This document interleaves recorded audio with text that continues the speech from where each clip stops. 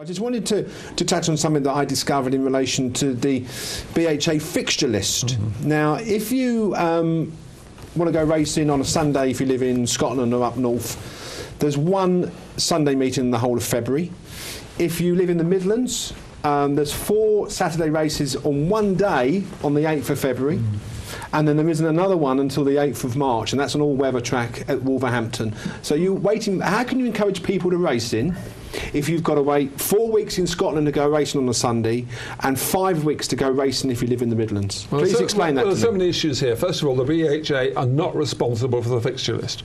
In other words, the Office of Fair Trading have laid down, it's open to free market as to where you go. So what should happen is courses in there together should get together and say, for instance, you get Kempton and Lingfield running at the same day. Absolutely ridiculous. So it's don't blame the BHA. They're restricted by these maybe European But they can laws. advise. What? They can advise, but they can't tell the courses what to do. They can't sort of ban fixtures because it's within a 50-mile radius. They used to have the 50-mile radius. Now that is totally gone. The second point, Sunday racing is an absolute disgrace. That's where the BHA, I keep on saying to Paul Bitter, we have got to get the Sunday racing as it is around the world.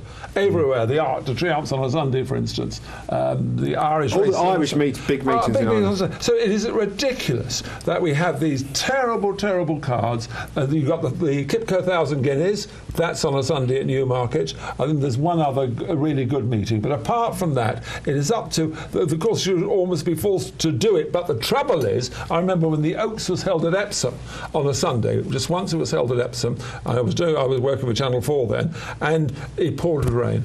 And it was absolutely a disaster. Nobody turned up, so they said, well, never going to do this again. But it's up to the BHA to lead by really getting big prize money, decent races. Maybe you could argue Cheltenham, Goodwood, those kind of meetings. That's what should be put back a day. Quickly, Vinny. I don't know if you look at the fixture list as a whole. I looked at it earlier. That on Sundays there's 10 meetings up north, 14 in the Midlands, and 12 in the south on a Sunday for the next 4 months. So it does balance out. That's reasonable. Yeah, that's reasonable. No, but I mean, you enjoy going to Musselburgh. You enjoy going to Musselburgh on a Sunday, and you think, I'll go racing next week. You're going to lose interest by the time of the month. When I go to Goodwood on Saturday, it's a serious day, serious racing. I go serious, I have a bet. On a Sunday, they have a family day. They've got bouncy castles, they've got rides, take the kids along, have all of that, ice cream van. But the 1,000 Guineas is on a Sunday, and the attendance doesn't go. It's not huge at Newmarket anyway, but that's a separate issue. Newmarket's problem. Okay, it's not marketed in the